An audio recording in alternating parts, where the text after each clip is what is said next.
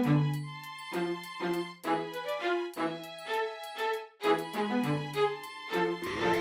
going to talk about middle game, and I prepared one of my recent games. I played in an American Open tournament. It's over Thanksgiving, so I did well this year in that tournament, finished first place. And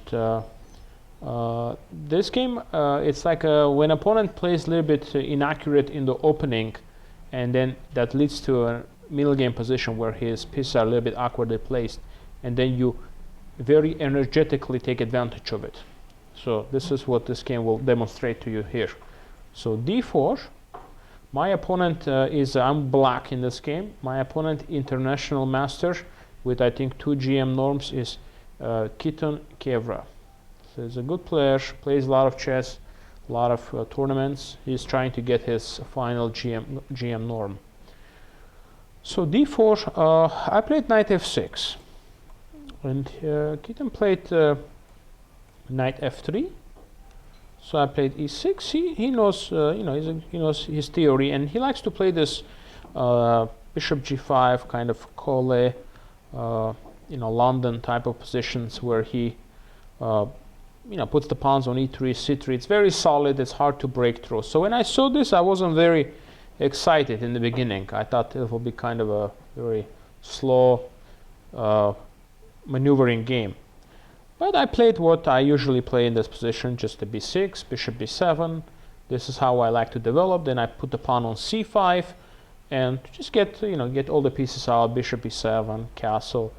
That's just the general plan here in this kind of position. So if you don't know what to do against Cole's system, this is a good system, with the plan like this. I'll just make some moves. So you see bishop b7, then you play c5, bishop e7, and then you castle. And then it depends what opponent does, but you can actually make an exchange on d4 and then play d6, knight b d7. So this is a interesting setup. So let me just show you. For example, this is not the game, but so you have a better idea. So let's say if white plays this ultra solid setup here, right? So you takes, you play d6. Just the general perspective. Knight goes on d7. They play queen e2. You play a6. They play a4. So you play rook e8. Okay, it's very important. You put the rook on e8.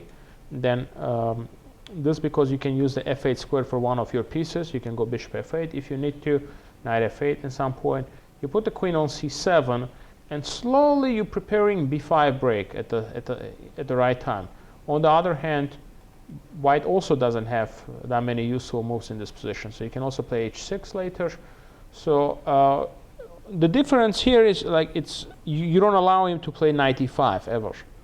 So the Cole players, they like you when you put the pawn on d5, they can jump in on e5 with the knight, then they play f4 to cement the position of the knight there, and that's what they like to do. But with this setup, you don't allow that. And there were some really good games played, by many good players. You should look at the game. I can just remember a few of them on top of my head. You can look at the game between Kamsky playing white against Magnus Carlsen, world champion, and world champion won quite convincingly this game. Also a game by Vietnamese super grandmaster Lequan Liam. He played very well also this system. So got some nice wins. So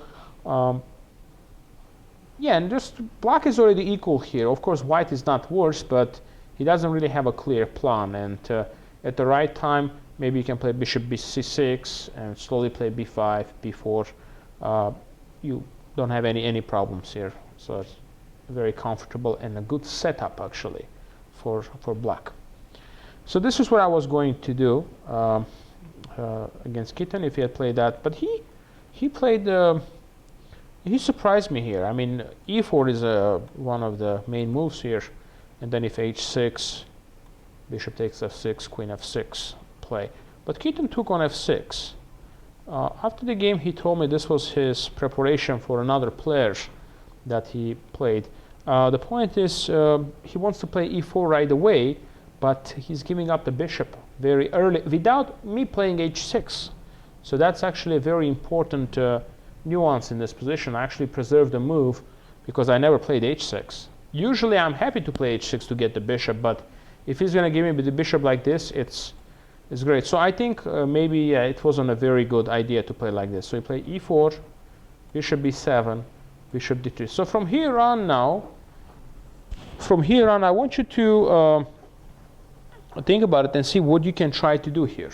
To try to, actually I think, yeah, he played, let's see, bishop b7. Yeah, he played knight bd2 here first, because he was perhaps worried about some possibilities like queen g6, doing double attack on this 2 pawns. So he played knight bd2, and from here on, I'd like you to take control of this game and find all the moves here until I won. It was not that many moves actually. It just happened to be a quite nice and easy win for me. But let's see if you can find the rest of the moves of this game. So he did play a little bit dubious with this capture, bishop g5, bishop f6, but what are you going to do here? What are you going to do to use your 2 bishops? Because if you don't do anything special, he will play bishop e2, then he will play castle, and nothing really will happen. So that's why you have to try to do something.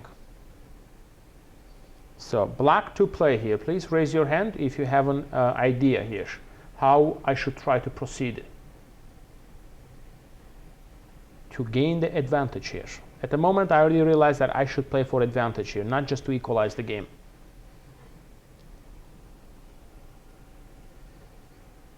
Yes? c5. Excellent idea. The reason c5 is good because it will allow us to open up some diagonals for our bishops. When you have 2 bishops, you want to do what? Open up the game, right? Open the position. And that's exactly what c5 is accomplishing. He cannot play d5 because that just loses a pawn. e5, I just go queen g6.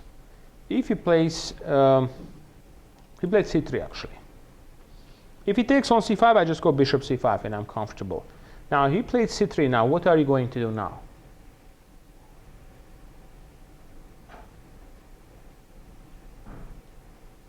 Capture the pawn. Correct decision, yes. You want to open the position. The best way to do it is make a couple of exchanges, and that way you will open up the position. Now, if he takes with the pawn, actually, after knight c6 is actually quite awkward for him, because how can he protect this weak pawn on d4? If he goes knight b3, then bishop b4 check. So it's really, really awkward now, this position for him. If he plays e5, I'll just go queen g6, and I also have knight b4 ideas.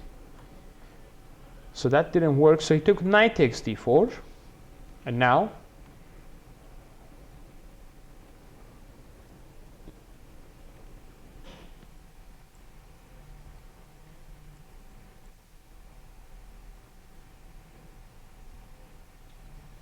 Bishop c5.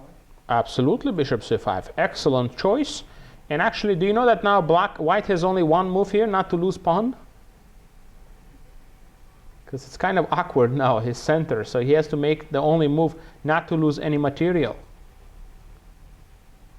And I'm gaining more tempos. Remember, that's very important in opening, to gain those tempos.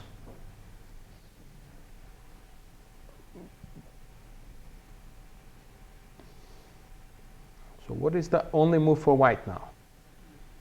Yes? Oh, queen a4, yeah, but queen a4 is not good. a6 and b5 and. I don't like it, but. Yeah, yes. Queen f3. Queen f3, bishop d4. We lose a pawn. Take, queen d4. So the only move is actually the awkward-looking knight 4 to f3. So now he moved his knight twice. The position is getting semi-open, and I've got my 2 bishops excellently lined up. See this? When you have bishops like this, you don't need to worry about anything. You got good control here. Okay. Now, a very interesting decision here needs to be made. Of course, you can play a normal move like knight c6, which probably is a very decent move. But I wanted to play a little bit, put some more pressure on him here. So yes. d5. d5, you could, but you don't want to do that because that allows a very powerful bishop b5 check, and your king is cut in the middle of the board. Do not open the position when your king is open. When your king is in the middle of the board, do not open the position. especially if opponent can develop his bishop with a check. Okay, so remember that. So don't do that, and don't, that's your cover, the d7 pawn is covering your king. You don't open it right now. Later, when you're better developed, you can consider doing that. Now, what did I play here, huh?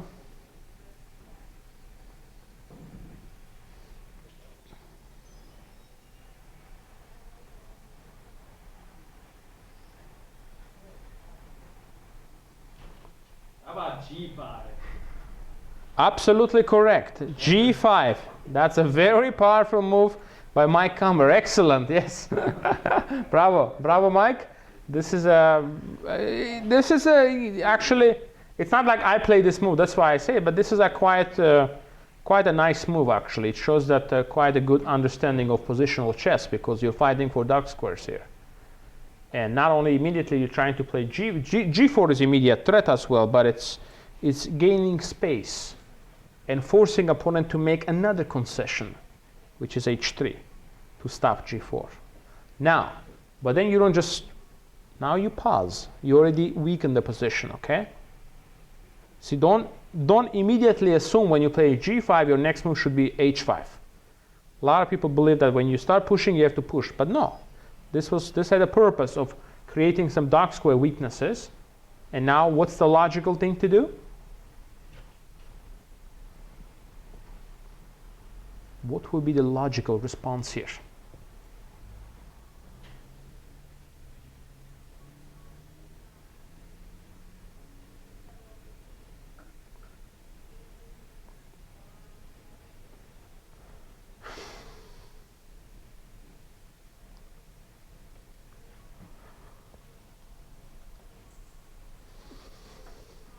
Yes? You just play somewhere like knight c6? Absolutely. Absolutely. Sometimes, your simple moves are your best moves. Most of the time, actually. Most of the time, simple moves. Developing, excellent move.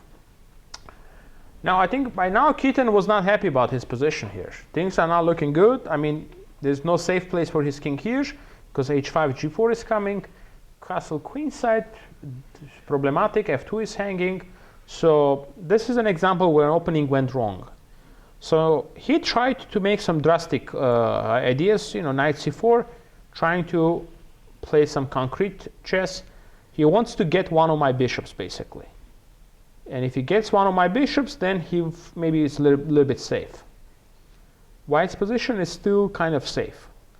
Now, let's see if we can find the following move here, because he wants to put that knight on d6. It's also possible that the following move, he might have underestimated it, okay? Because it's a very powerful idea. Don't rush, think. This is not a very simple idea here. Queen f4 is possible, but he will go bishop d3 or something like that, and then play g3. I'm not sure. What is the idea here? What is the powerful idea here? Because if you don't play this move, you don't have that much of an advantage. But after the following move, you will have a serious advantage. Queen f4 is a decent move, decent alternative. On d5. Absolutely correct decision. Bravo, bravo, Danny. Yeah, d5, very strong move, attacking the knight. He has to react, correct? If he pushes, it's not good. Then you can play queen f4, and then you win the e5 pawn. Or knight d6, you take twice. So this is, he took. And now, what's the follow-up here? Castle queen. This is the move that I played, actually. And I played it very proudly, thinking that I played the best move, because it just felt absolutely right.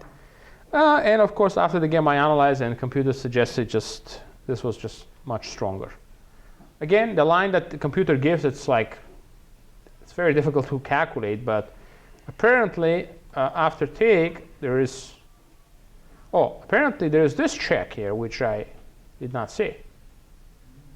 It's a special check, and if it goes here now, knight b4. And apparently now queen d8, he has rook d8, and I'm winning the exchange. I'm not winning the game here, but I'm winning the exchange. He will have a pawn, but I'm better, basically. I did not see queen e7, so, and immediately I calculated immediate knight b4 doesn't quite work because he takes on my bishop. So this was nice in between move, check, and knight b4. But anyway, I was happy with my move. It's maybe the second best move, but it's still a very good move. Now I'm ready to take now, and rook hg8 and play d4, completely open the position and win this game. So his next move was the only move he could play to avoid losing immediately. So he pushed d6. Now he pushed d6, trying to close the position.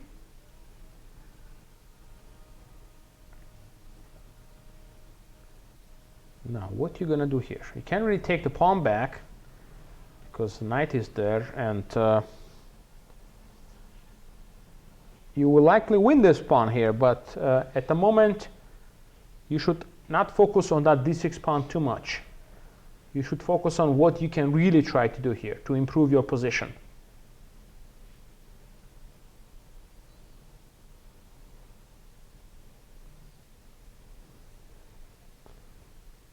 So this is basically already the opening part completely finished. You are in a middle game where every move is like finding a plan. If you have a plan, you always should have a plan. You should never make a move without having a plan. Even if it's maybe not the best plan, but just have an idea, something that you're aiming for here. Every move should create a threat, small threat perhaps. Yes? Absolutely correct. This is the time to do it. This is the time to renew the threat of g4. Now we are threatening to play g4 to move that knight and win on f2. Why Now, does B5 not work you mean b5 when? right now? What do you mean by not working? I mean, why can't I play it and try to take the D6 pawn? Aha. And if I go here,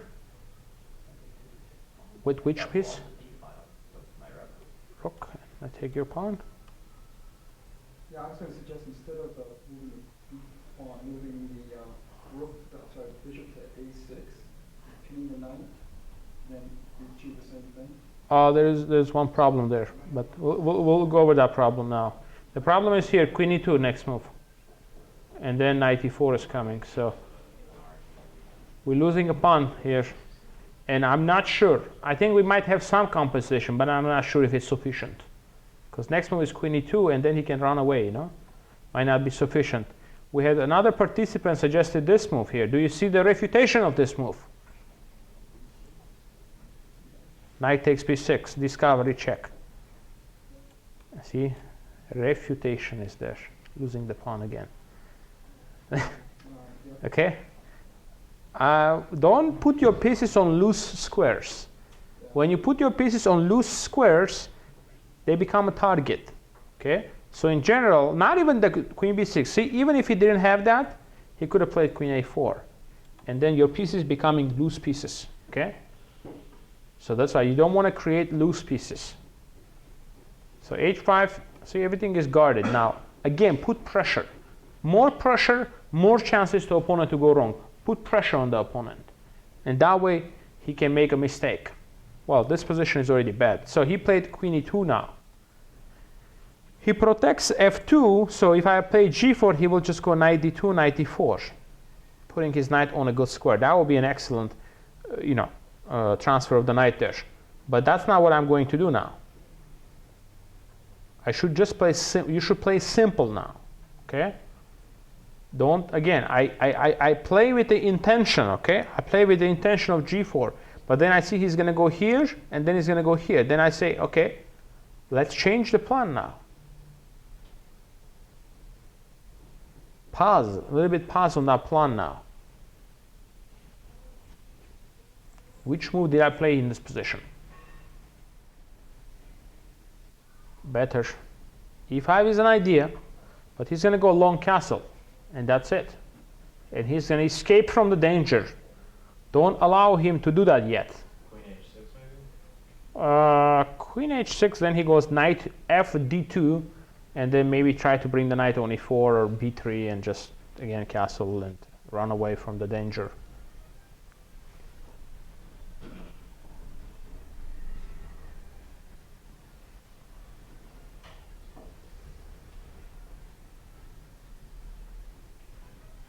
when you look at the position and the concrete ideas don't work, always look at possibility of grabbing the material. Okay? If concrete ideas don't work, you take the material. Okay? Especially if that material is in front of you, blocking your pieces. Okay? Take on D6. Absolutely. Take on D6. Now open up that line, right, for the rook. It's in front of you. It's blocking, causing problems, right? Take it away. Now he's got to take the bishop. Bishop is very powerful, so he's happy at least he achieved a very small plus there. But the problem here remains still. Now king is stuck in the middle of the board. He can't castle, and lack of development. Now I have much better development. But he's trying to catch up. He goes queen e3 now, putting pressure on this pawn. And now it looks like I might need to somehow defend this pawn.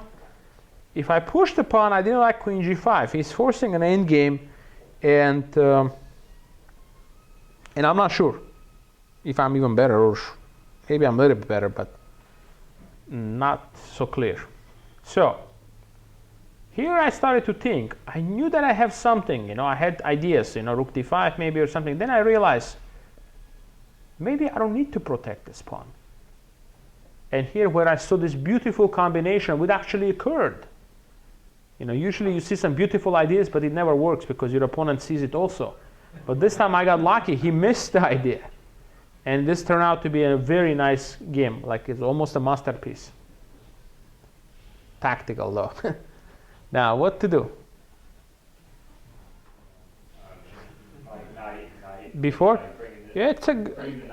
But immediately it doesn't quite work because he just takes it.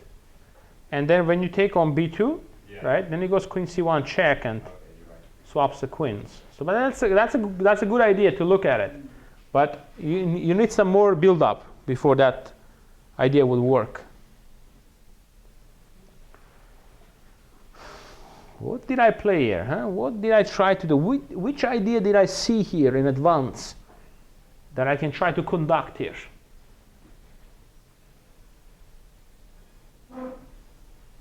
Yes? I'm trying to double the rooks up. Sacrifice the pawn? HDA. Yeah. Very The problem confident. with it is that I've got to find some way not to trade queens. He takes. This is what happened. But he confidently took here. But this was a blunder now. He should have done something else, but his position is bad. Bishop e2. Bishop e2.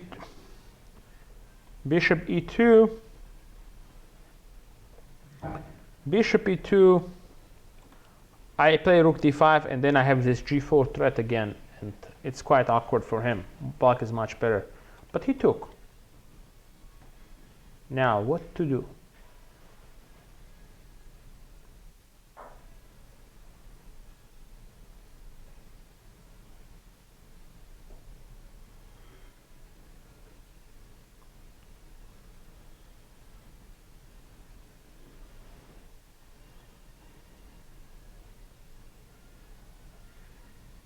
What to do here, huh?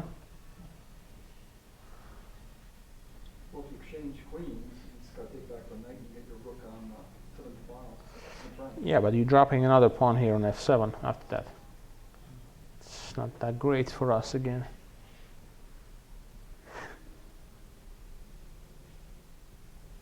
You need to be tactically sharp here, because this is an opportunity now here. This is a very rare opportunity to win a game. Very rare opportunity here to make a move like this. See, my queen is under attack, yeah? It seems like I gotta move the queen or exchange it. What else to do?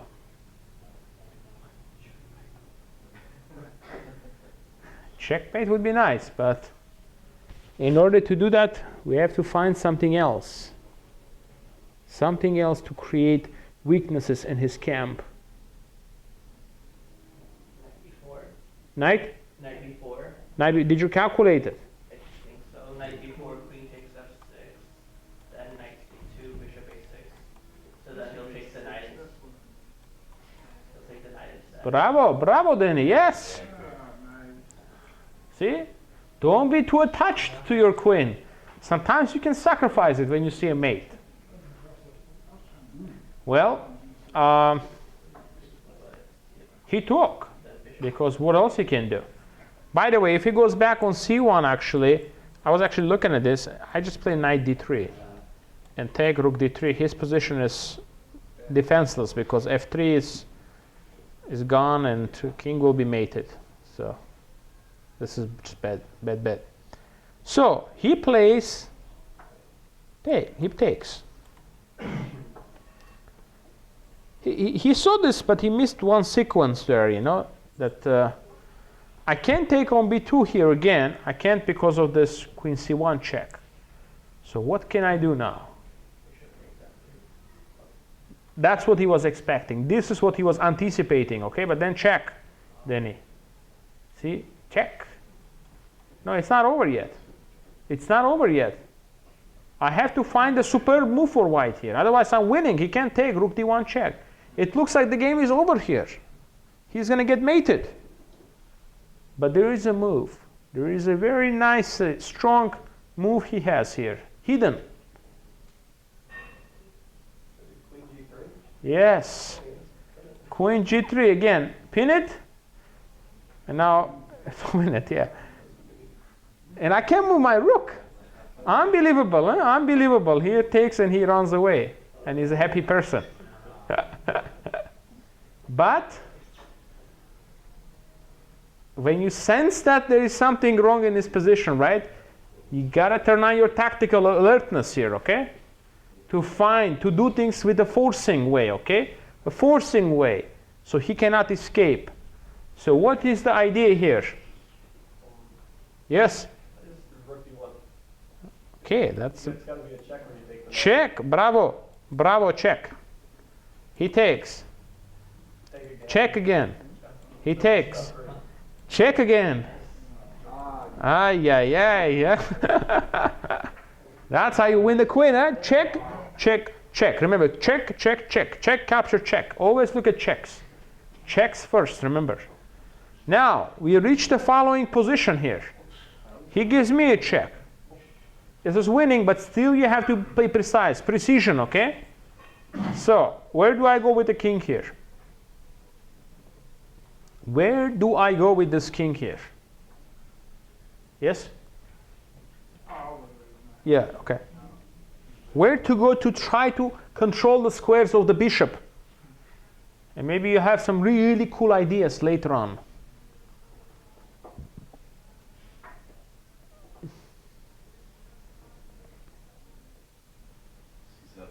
Bravo. Now he goes king e2, trying to bring his rook finally into the game, and he wants to set up some kind of fortress with b5. We don't want to allow that. We don't want to allow him to play b5 and put some kind of fortress, okay? At least it's a fortress on the queen side. Maybe he won't be able to hold it, but we don't want that. Now, you can force the resignation in 2 more moves. 2 more moves you can. Which move is necessary? Yes? b5. Not yet. Include something first so his rook doesn't come into the game. Check on e5. Of course, check on e5.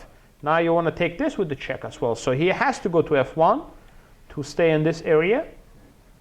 And now if you take, that will be a mistake. He plays b5. And then you'll have some problems winning that position. You might be able to win it, but you don't want that. You don't want that trouble, okay? So which move you're going to play to avoid that problem? Of course, pawn b5. And now he resigned here because the next move is king b6. Like, let's say he plays rook g1. Just king b6. Here. Okay, I can just go ahead and win all his pawns, or I can trap his bishop like this. Attack. Can't go anywhere here. Attack. The bishop is trapped. Bishop is trapped, the game is over. So after I played b5, it's completely hopeless. My opponent resigned. So, and this was a good win. It helped me to win the tournament. It wasn't the strongest tournament, but it was still, you know, there were several grandmasters. So it was a good tournament, very popular in Southern California. About 200 participants. So American Open 2015. Okay, any questions about this game? Very good. I have one. We have a little bit more time, so I want to set up a couple of positions for you. How many players are familiar with this endgame? Please raise your hand. This is a very famous endgame position. If you know it, that's very good. Do you know the name of it?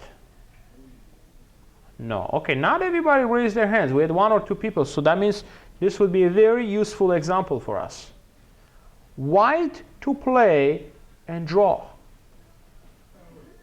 Believe it or not, down a pawn, you're going to be able to accomplish a draw here. And the only way to do it here is to find that only move. I cannot tell you the name for it because you'll find it immediately. Get the opposition, take F2, King F2, no? King F2, actually, he has the opposition because your king has to move. So it doesn't quite work here, okay? Doesn't quite work here. So which move is it and why?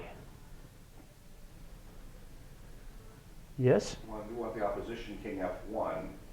Yes. Cannot afford to push either of his pawns. So And if he goes he's up, gotta go there, I go up, and I go here, dance all day there. all day, I don't know, because your pawn is on the way. Yeah. Unfortunately, we come to a stop here because your pawn is obstructing you. And that means you go this way, I get the opposition. You go this way, I get the opposition. You go here, I get behind the pawn and push you away from your pawn. Push you with my king, okay? So you go here, I come up. And then I push you back. That's it now. You take, I take, and just touch down. Okay, so which move is going to help white to to make a draw? King H1. But he steps back up and just in opposition. What is the idea? What is it called? Distant opposition, yes. So remember, if you're not familiar with this term, it's opposition, but there is more distance. So they call distant opposition here, okay? Distant opposition. Here, here, here, here. Okay? You go here. And here. Distant, remember, distant opposition. And now, whatever he does, you just get the opposition to him, okay? Now, last chance here is going to toss this pawn in with g4 to see if he can complicate the position to win this. Huh? Don't take, move the king. Very good. Don't take, because in the race you lose the race, right? Because he says check and goes back and wins the pawn. So very good idea. Where you move the king? G2, bravo. And now if he takes, you take with the king, you come up and you win the pawn. Now, last chance here. Last moment here. You have to make sure you go correctly here as well. Now,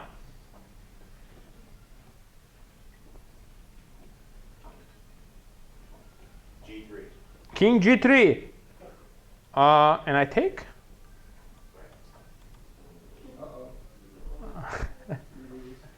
Uh-oh. And who has the opposition? Black has the opposition. Okay? So don't rush. Don't play king G3 here yet. What you're going to do is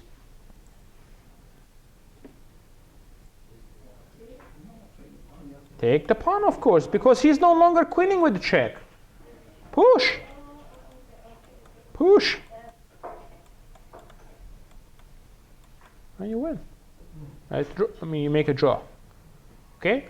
So that's the only way you can do this, okay?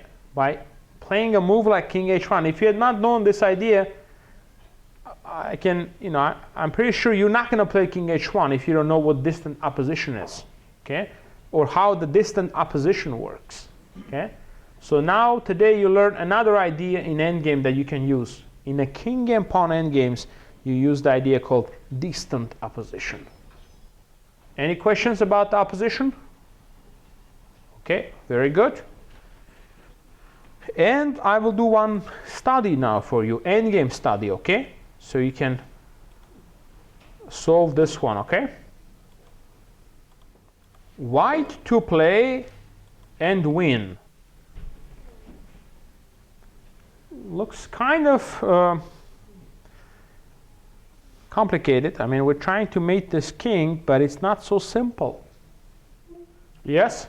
Look at the sequence at 92.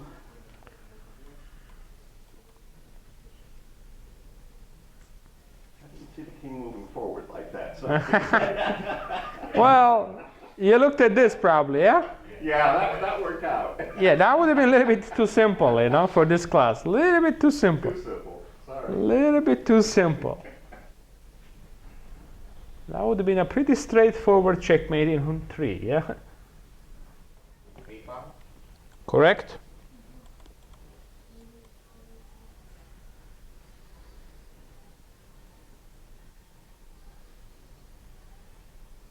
Again, if I had gone here, same problem. Check and rook a4 mate.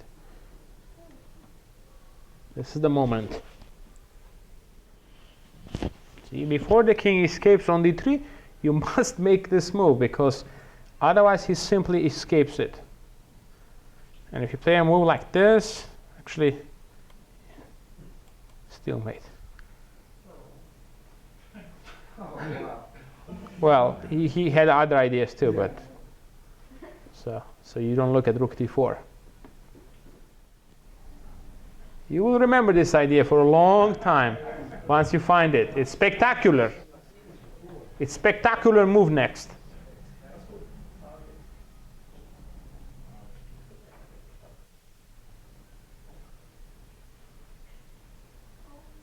Yes? Rook h3.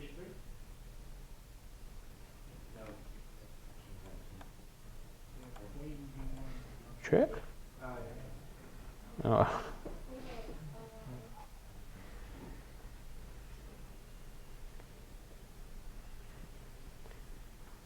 Who has it? One student has.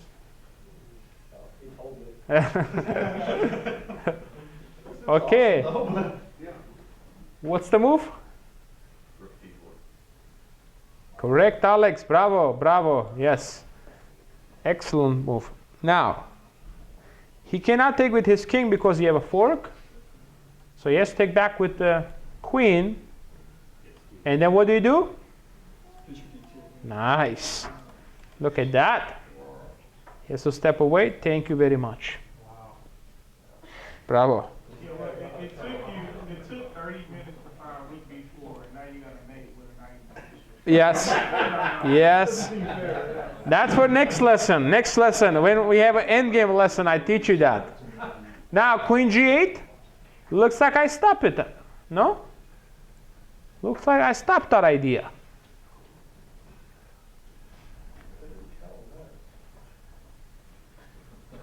What did you take? Now, what are you going to do? Check. Beautiful. No takes. Very good. Like I say, I promise to show you this, if you don't know how to do it, one of the upcoming classes on endgame team, okay? So you're not going to get this too often. I only had it once, and I've been playing for a very long time. So it's not the most common, but you should know how to win this. The main idea, it's called W maneuver. There are 3 stages here, to win this. First, you force the king to the corner. Then, actually, about 2 stages. You force the king to the corner using your pieces. Then you use the W maneuver to get him to the right color corner. Dark, like here will be dark color here. So you would mate him on here, and then just checkmate him. Okay? Okay. Thank you, everyone, for attending the class. Okay?